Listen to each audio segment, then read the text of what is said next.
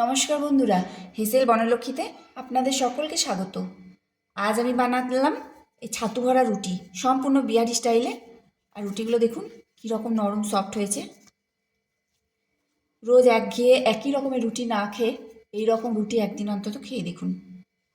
মাঝে মাঝে এরকম রুটি খেতে বেশ ভালো লাগে।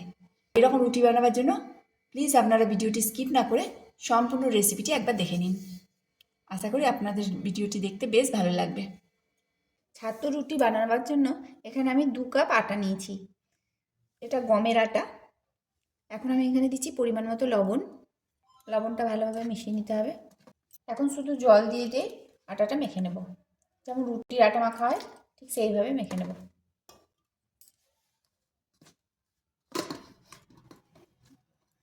খুব ভালো করে আটাটা মেখে নিতে হবে। আটাটা খুব ভালোভাবে মাখার পর 10 মিনিটের জন্য ঢাকা দিয়ে রেস্টে রাখ। এখন একটা বাটিতে নিয়েছি 100 গ্রাম মতো ছাতু, ছোলা ছাতু। এখন দিচ্ছি পরিমাণ মতো বিট লবণ, দিচ্ছি হাফ চামচ জোয়ান। তবে জোয়ানটা হাতে করে একটু ক্র্যাশ করে দেব, তাহলে সেন্টটা বেশ ভালো হবে।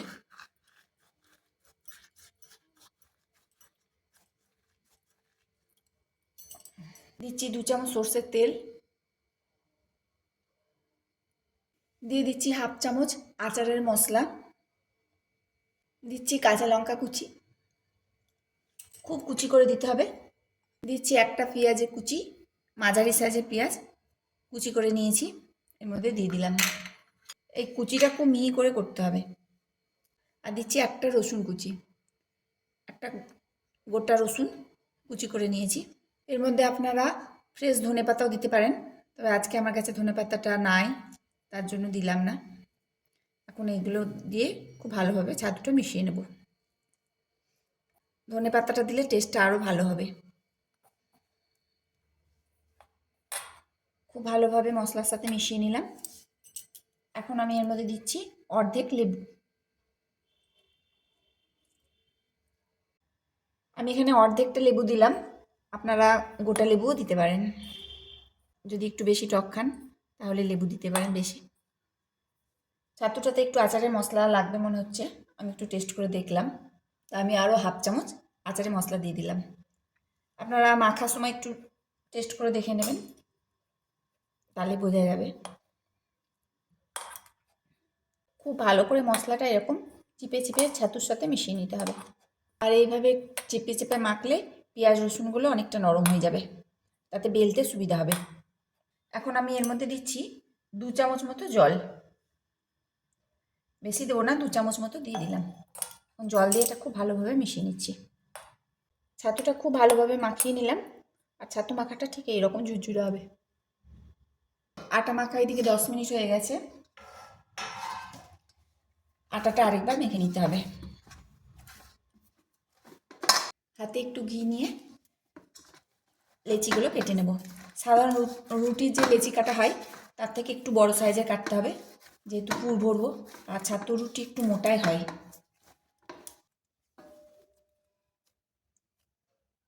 এরকম সাইজ করে কেটে নেব। লেচিগুলো কেটে আমি পাকিয়ে নিলাম। এখন লেচিগুলোতে ছাতুর পুরটা ভরে নেব। এরকম করে বাটির মতো করে নেব আগে। এরকম করে একটা করে পাকিয়ে নিয়ে ছাতু ঠিক এইভাবে মুড়িয়ে নেব।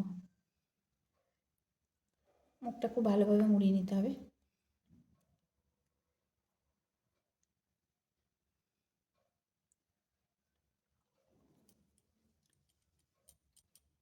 এইভাবে আমি সবগুলো পাকিয়ে নেব।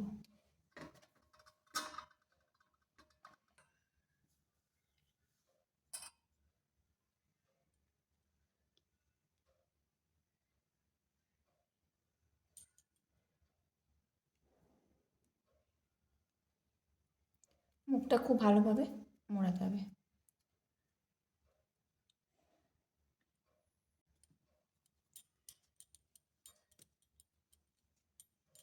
এইভাবে আমি সবগুলোতেই পুর ভরে নেব।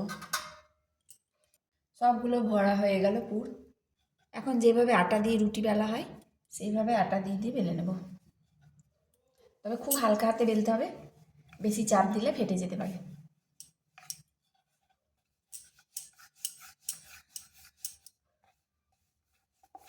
খুব হালকা হাতে বেলতে হবে, তাহলে আর ফাটবে না।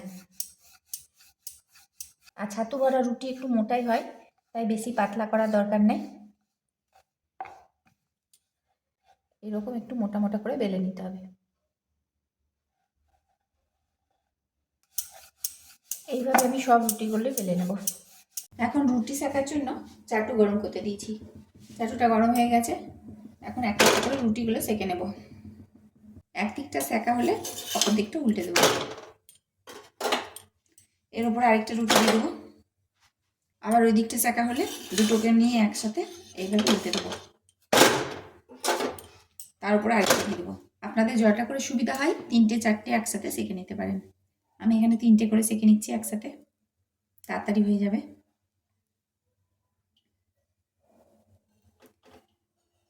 সাধারণভাবে যেভাবে রুটি সেকা হয় সেইভাবেই সেকে নিচ্ছি।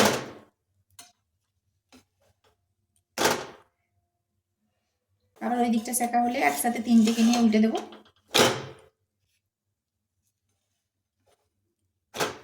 আপনাদের যদি অসুবিধা হয় একটা করেও সেকে নেওয়া যাবে,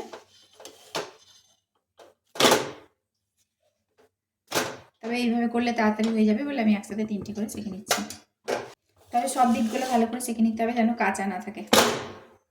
সব রুটিগুলো সেকে নিলাম। এখন চাটুটা একসাথে নামিয়ে যাবে, ফুলিয়ে নেব। আমার গ্যাসটা আজকে খারাপ আছে, একটু গ্যাসটা ভালো জ্বলছে না, তার জন্য রুটিগুলো ঠিক ফুলছে না। ফুল আছে সেকলেই রুটিগুলো ভালো মতো ফুলবে।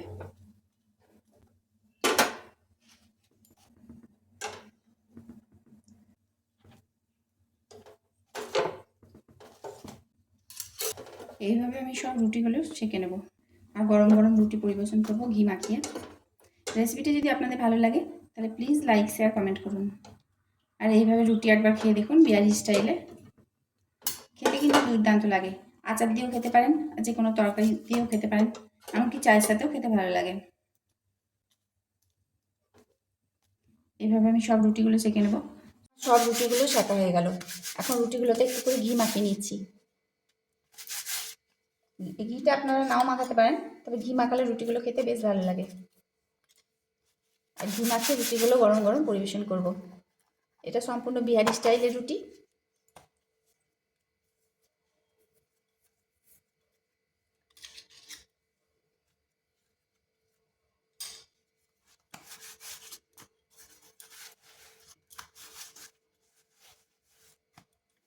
আর রুটিগুলোতে আমি ঘি মাখিয়ে নিলাম, এখন গরম গরম পরিবেশন করছি।